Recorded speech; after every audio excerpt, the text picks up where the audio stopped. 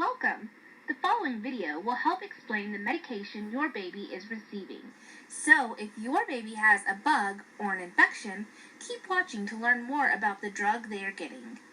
And, as always, please let any member of your child's healthcare team know if you have any questions.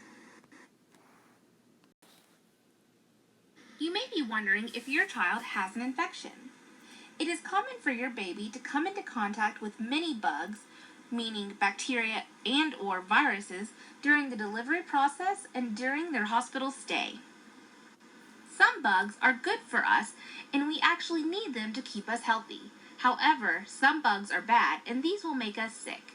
If your baby comes into contact with a bad bug, then they may develop an infection which requires treatment or medication.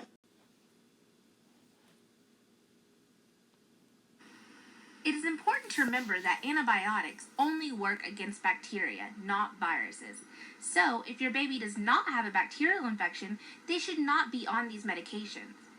There are also many types of bacteria in our body, and not all of the antibiotics will treat every single type of bacteria. Therefore, the antibiotic chosen by your doctor was selected based on the type of bacteria we think or know is causing the infection your baby currently has. So why is your baby on antibiotics? Antibiotics may be started if your baby is suspected to have an infection during their hospital stay.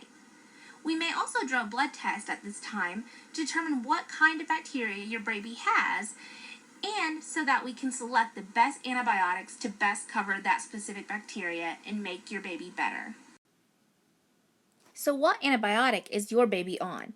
Your baby is currently receiving a medication called Piperacillin tazobactam, or otherwise known as Zosyn. But why is your baby on Piperacillin tazobactam? This drug was chosen because it's a very broad IV antibiotic that covers a wide variety of bacteria that can cause infections in your neonate, including infections in the brain, blood, lungs, and even their gut or tummy. Now we know as parents you were concerned about the side effects of these medications. However, the chance of your baby developing an adverse effect is rare.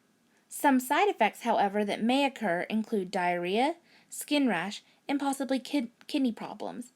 But do not fear, we will be watching your infant very closely to make sure that they are doing okay and to limit the side effects that might occur.